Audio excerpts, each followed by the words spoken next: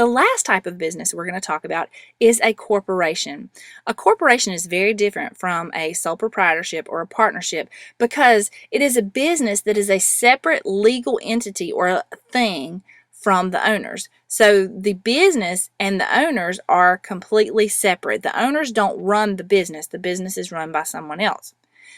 Now, with a corporation, the owners are usually called stockholders because they own a piece of stock or more than one piece of stock, which is a little piece of the company. I'll explain more about that later.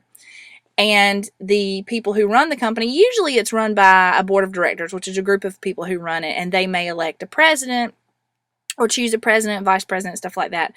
And they actually run the business. As an owner, you simply sit back and see if the company is going to make money or not. The way you become an owner in a corporation is by buying a piece of stock. A piece of stock is sometimes called a share.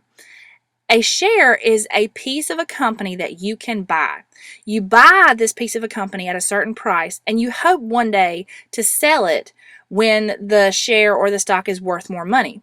For example, if you decide to invest in a company and you buy one piece of stock, which most people buy more than that, but if you buy one piece of stock for $5 and the company does really well, sells a lot of product, gets a really good name, that piece of stock becomes more valuable. It becomes worth more money. So if you try to sell it 2 or 3 years later, you may be able to sell it for $10 instead of $5. Well, if you sell it at $10, then you made a profit of $5. You doubled your money.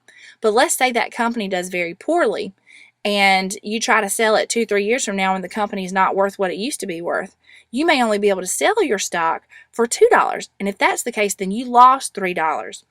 That's how you make or lose money through ownership in a corporation.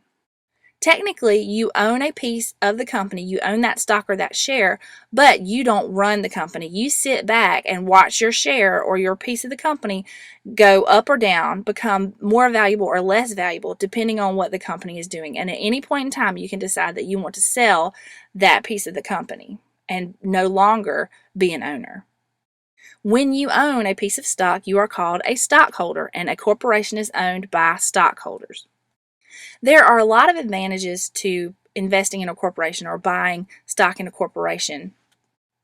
A lot of people may say, well, I'm not going to give my money to somebody and let them run a company. I want to run it myself. But the appeal of buying stock is that you get to invest in a company and possibly gain and make money off of it without having to do any of the hard work, any of the day-to-day stuff that takes up so much time.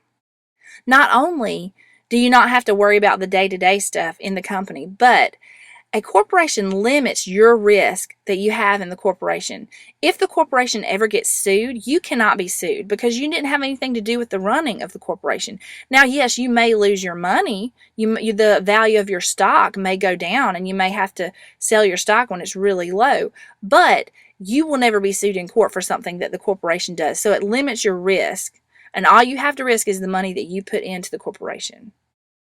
Also, ownership can change very easily. If you think about a sole proprietorship, if someone decided to sell their business, there's a lot of paperwork that would be involved, and there's a lot of learning that the new owner would have to do to take over this business. But with a corporation, because owners are not involved in the day-to-day activities of the business, all they have to do is sell their stock, and then the next owner can buy it up, and nothing else really happens. So ownership can change very easily because the owners are not running the company.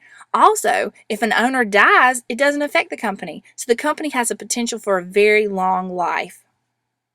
Another advantage has to do with the access to resources that a corporation has. If a sole proprietorship needs more money, they're going to be limited to the amount they can borrow from the bank or friends and family.